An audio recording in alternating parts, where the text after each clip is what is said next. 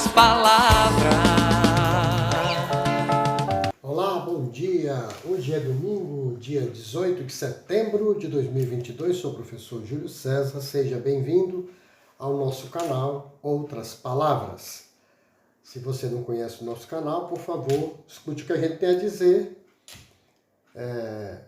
Se você concordar, Dá like! dê o seu like e compartilhe pra caramba para ajudar a gente, ok? E se inscreva no canal se você achar que merece. Deixe seu comentário civilizado, educado. Nós agradecemos. Muito bem.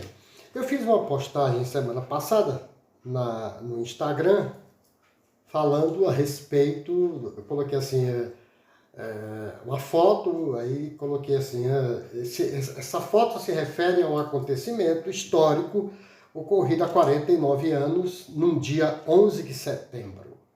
Você sabe que acontecimento foi esse? Responda aí. Se você não sabe, assista o nosso aqui, é hoje, né? Domingo é aqui.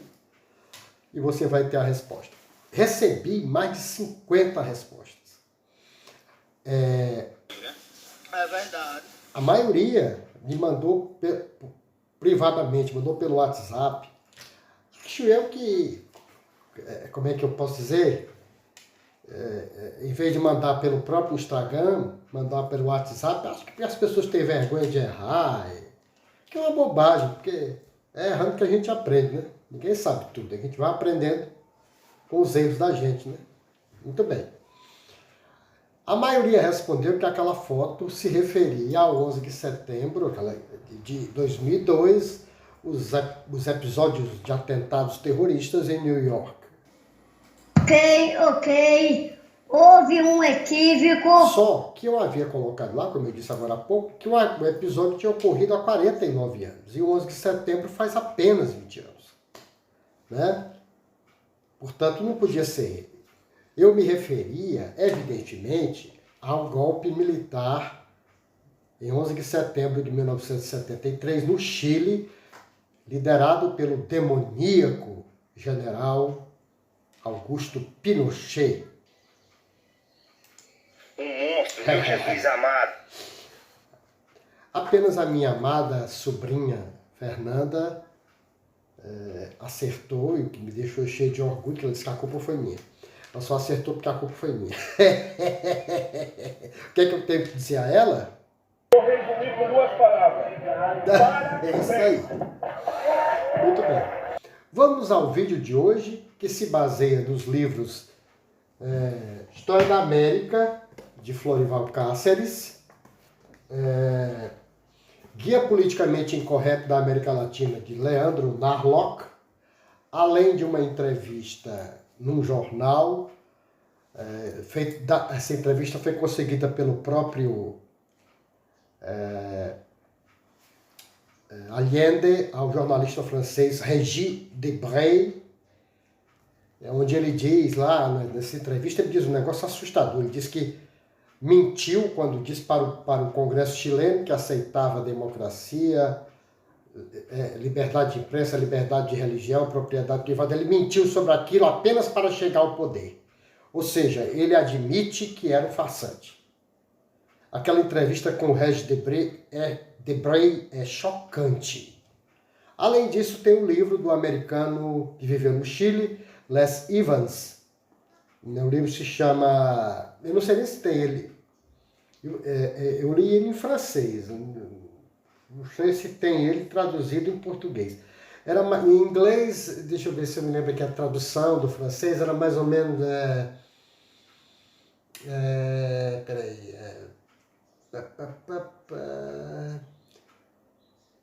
O desastre no Chile e porque a estratégia de Allende fracassou. É mais ou menos esse o título. Les Evans é o autor.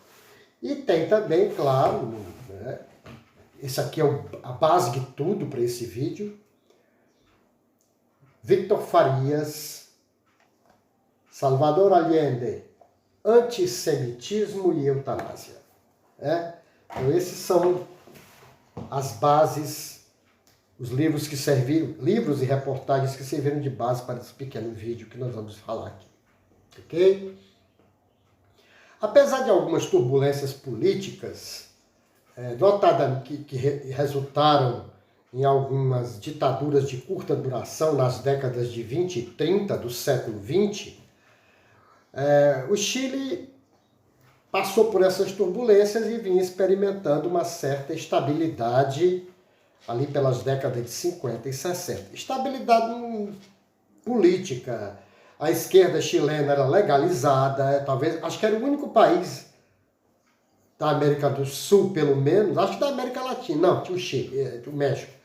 O único país da América do Sul em que a esquerda era legalizada. O Partido Comunista, o Partido Socialista, o Partido Radical, era tudo legalizado, entendeu? O Partido Comunista era um puxa-saco de Stalin, do stalinismo soviético, patético.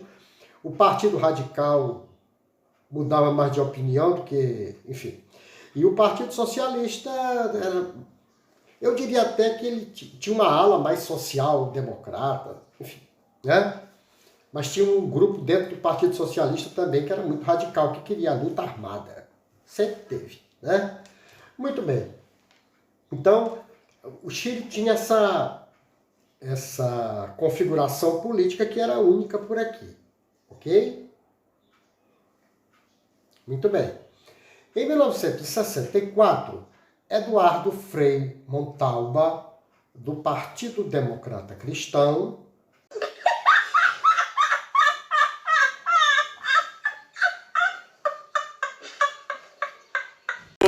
venceu Salvador Allende, da esquerda, numa eleição democrática, absolutamente democrática. Isso em 1964. Eduardo Frei realizou a essa palavra é do cão. Chilenização das minas de cobre, ou seja, o governo chileno comprou 51% das minas e o capital estrangeiro permaneceu com 49%. Iniciou uma reforma agrária cujo lema era não à terra sem homens e aos homens sem terra.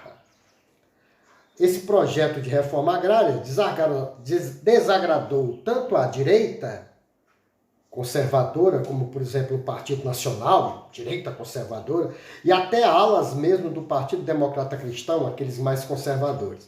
E desagradou também aos esquerdistas, Partido Comunista, Partido Socialista, Partido Radical e até alas mais à esquerda do próprio Partido Democrata Cristão de Eduardo Frei, que achavam essa reforma agrária dele muito tímida. Me permitam ler um pequeno trechinho aqui do Florival Cáceres, por favor.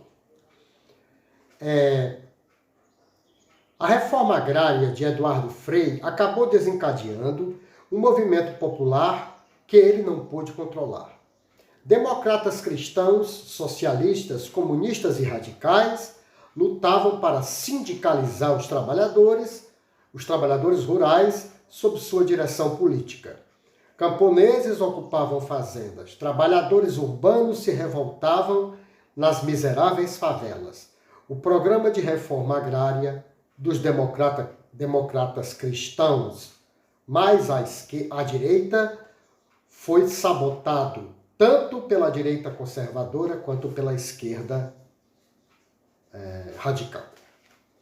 Trechinho aqui do Florival Cáceres. Nas eleições de 1970, Salvador Allende foi eleito presidente do Chile pela Unidade Popular, uma aliança de partidos de esquerda, Partido Comunista, Partido Radical, Partido Socialista. Veja aí o cara. Não vai não! Ele não vai não! Não vai não! Ele não vai não! Eu acho que sim! De 1970 a 1973, Allende nacionalizou bancos, grandes indústrias, minas de cobre, começou a fazer uma reforma agrária que atingia brutalmente a oligarquia conservadora e a Igreja Católica, tirando suas terras. A direita, então, comandou boicotes ao transporte rodoviário, que num país como o Chile paralisa tudo. Então, paralisou o país, gerando desabastecimento e inflação. O país convergia para o caos.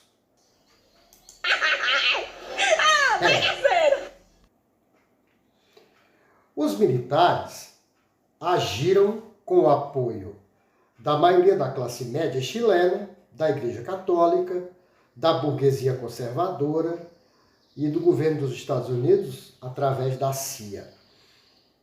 Há quem tente negar isso, mas não dá, né? Agora, talvez você não saiba que em julho de 73 houve uma tentativa de golpe pelos militares que foi detida pelo ministro do Exército, Carlos Prates. É verdade. Aí houve um movimento contra o Prates, inclusive das mulheres e dos militares, exigindo que ele fosse demitido, e Allende, para conciliar, destituiu o Carlos Prates, que havia salvo o governo dele do golpe, e colocou no lugar de Carlos Prates quem? Augusto Pinochet. E aí, no dia 11 de setembro, a Marinha chilena desencadeou um ataque em Valparaíso, e naquele mesmo dia, a Força Aérea bombardeou impiedosamente o Palácio de La Moneda. Salvador Allende, segundo uma testemunha, cometeu suicídio. E morreu. É óbvio. E a ditadura se implantou no Chile até 1990. Mas, portanto, durou 17 anos, foi crudelíssima, foi terrível, mas nós não vamos falar hoje sobre ela. Deixa aí nos seus comentários, se vocês quiserem que eu fale, eu faça um vídeo especial sobre a ditadura chilena, eu farei com o maior prazer para descer a porrada nesses canalhas. Mas não é esse o objetivo desse vídeo hoje. Sempre que eu me lembro do golpe militar no Chile, que eu acompanhei isso em 73, eu era garoto, acompanhei pela televisão, acompanhei a preocupação do meu pai em relação ao que estava acontecendo no Chile. Sempre que esse golpe me vem à mente, sempre que eu tenho que falar sobre ele numa aula, ou como um vídeo como esse que estou fazendo aqui, me vem à memória uma frase do filósofo, do escritor alemão Bertolt Brecht, que a primeira vez que eu li essa frase foi num livro do escritor uruguaio Julio Cortázar. Por isso que eu me lembro dela em espanhol, porque foi a primeira vez que eu a li. Foi em espanhol. Hay hombres que luchan un día y son buenos. Hay otros que luchan un año y son mejores. Hay quienes luchan muchos años y son muy buenos. Pero hay los que luchan toda la vida. Esos son los imprescindibles. Bertolt Brecht. Meu Deus. Mas como eu sou uma pessoa que luto todos os dias, né? Quem foi ou é meu aluno sabe que eu sou um iconoclasta, eu sou um destruidor de imagens. É verdade. E eu não seria eu se eu não fizesse nesse vídeo que eu vou fazer agora. Você é o bichão mesmo, hein, doido? O médico Salvador Allende impediu a extradição para a Alemanha, para a União, para a Europa, para julgamento nos tribunais internacionais e também para Israel, do assassino nazista Walter Rauff. Eu tô passada, chocada. Meu Deus! Sim, ele impediu, alegando, tem a carta dele para o Simon Wiesenthal, dizendo que não podia extraditar porque os crimes que ele tinha cometido já tinham se prescrito no Chile. Quais foram os crimes que Walter Rauff cometeu? Ele é acusado de a morte de mais de 100 mil judeus e de ter ajudado a construir as câmaras de gás, as primeiras câmaras de gás. Entendeu? Ele que ficou responsável pela logística da construção das câmaras de gás. Esses crimes são imprescritíveis, mas ele, numa carta, a carta existe, está aqui no livro do Victor Farias, a carta existe. Allende negou a extradição de um criminoso nazista. Por que será que ele fez isso? Talvez porque ele concordasse com o criminoso. Eu acho que sim.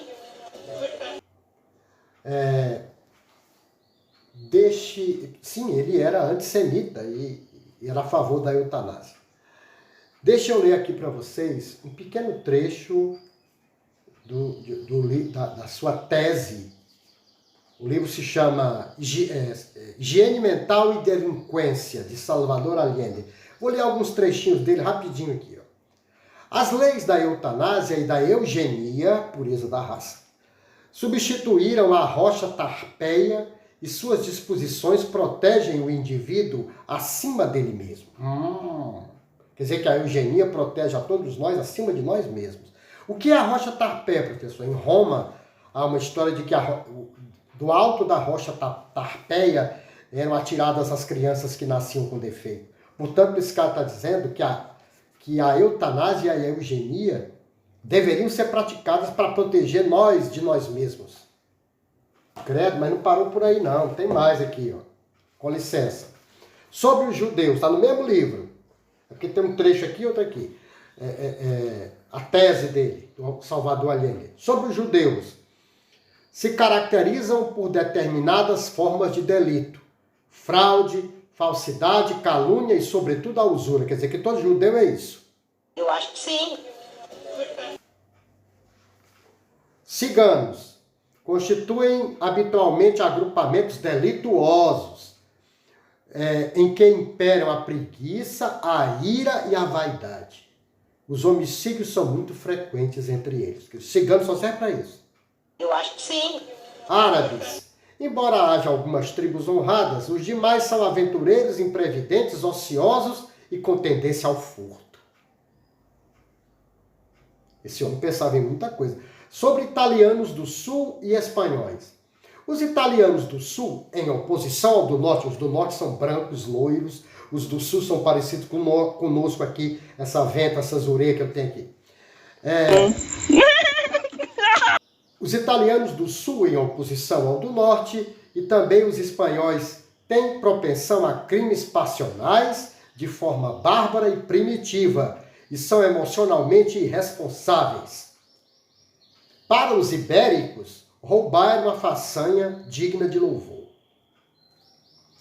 Homossexuais. Atenção, você que acha que a esquerda sempre defendeu os homossexuais. Olha só o que é que este ícone da esquerda escreveu na sua tese de medicina sobre os homossexuais. O homossexual é um enfermo que, em consequência, deve merecer a consideração de tal. Ou seja, o homossexual é um doente, segundo ele.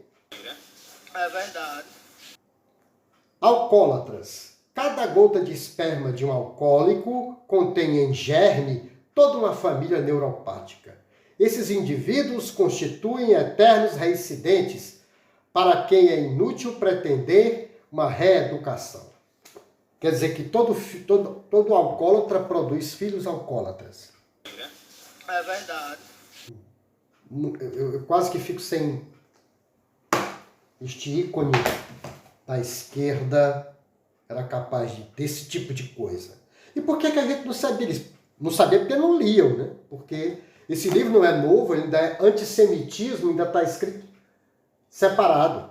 Né? Hoje em dia não tem. Quer dizer, está escrito com hífen aqui. Hoje em dia é tudo junto, 2 S. Sabe, as pessoas inventaram esses mitos da esquerda e elas mesmas tinham medo de derrubar essas estátuas, essas prateleiras. Eu não tenho esse medo, não. Eu derrubo mesmo. Lamento se você ficou chocado. Ai, era seu ídolo. Lamento muito. Mas essa é a verdade. Porque ele próprio escreveu. Não sou eu que estou dizendo. Né? Vamos resumir aqui o qui pro quo, como se dizia em latim. O fato de ele ter sido substituído por uma criatura demoníaca chamada Augusto Pinochet faz com que muitos pensem que Allende era uma face mais humanizada do socialismo. Como se vê, não é bem assim. É isso aí.